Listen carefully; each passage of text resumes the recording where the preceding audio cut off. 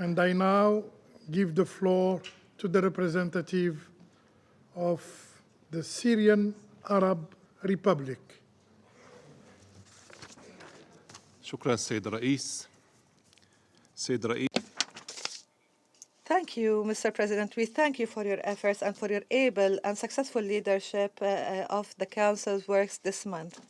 We welcome the presence of the Minister of Foreign Affairs of Algeria, His Excellency Minister Ahmed Attaf, and we thank him for presiding over this important meeting.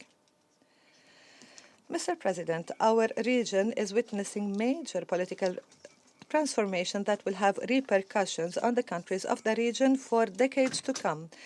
After Syrians have established a new historic phase in their lives and started working on a better future for their homeland, Lebanese elected a new president for the country and designated a prime minister in a step that we hope will bode good news, welfare and stability to the brotherly country of Lebanon and its people.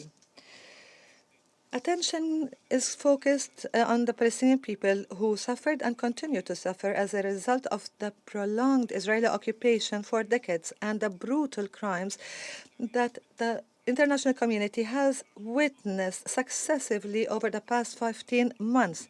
These were not limited to killing or systematic destruction, forced displacement, attacks on hospitals, schools, worship places, medical teams, journalists, as well as other grave violations of international law and international humanitarian law. These attacks also targeted UN organizations and humanitarian organizations working in Gaza and their personnel and workers. With the conclusion of the ceasefire agreement that the UN members have waited for more than 1 year, and intensive efforts were made inside this council and outside in order to see this agreement. We hope that this agreement will bring back safety and security for the Palestinian people, and that it is completed with a path that guarantees for the Palestinian people their legitimate rights and their right to self-determination, the establishment of their independent sovereign state, and their full membership at the UN.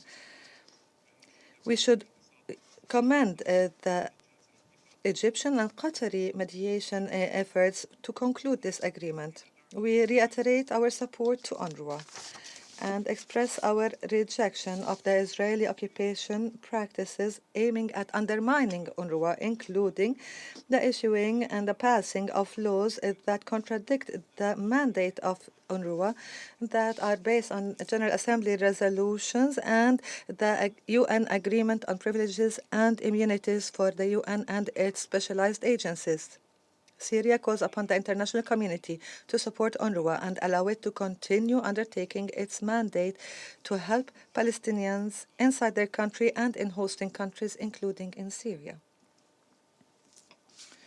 Mr. President,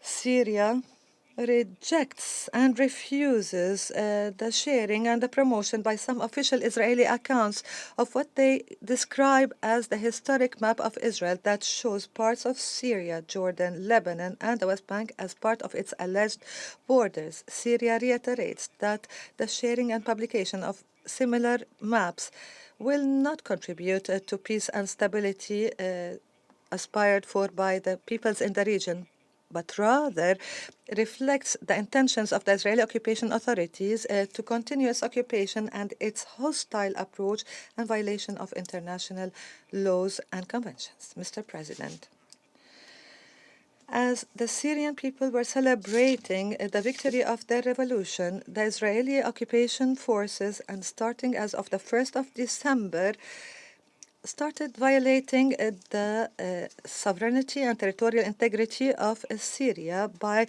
trespassing the lines of the separation zone and incursions in large areas of the Syrian territories in Jabal al-Sheikh, in Al-Qunaitra Governorate and surrounding areas up to the Rif Dimashq, rural Damascus Governorate and Dar'a Governorate.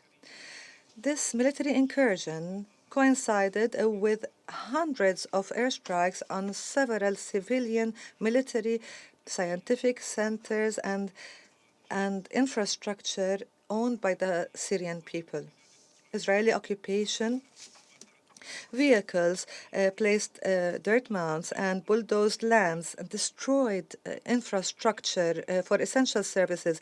They also attacked the residents of Syrian towns and villages, confiscated their properties, and forced several of them to move in blatant violation of the disengagement agreement and the relevant UN security resolutions. This requires condemnation and the swift action by the Security Council to end these Israeli aggressions immediately and without any conditions. Syria rejects categorically all allegations of the Israeli occupation authorities to justify their violation of the sovereignty and territorial integrity of Syrian territories. Mr. President, the new Syrian administration has reiterated that Syria will adopt a policy that will contribute to achieving stability and prosperity in the region, that it does not intend to engage in any new conflicts. However, this does not mean in any way or form that we will abandon our fundamental rights to the occupied Syrian Golan or to accept the Israeli attempts to consolidate new occupation on the Syrian territories.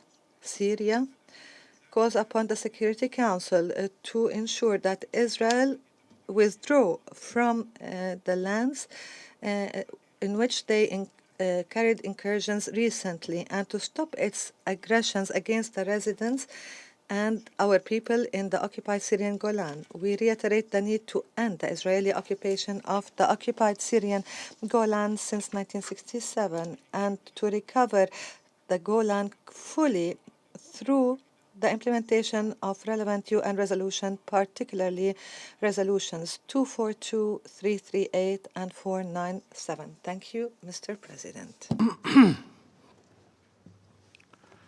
I thank the representative of the Syrian Arab Republic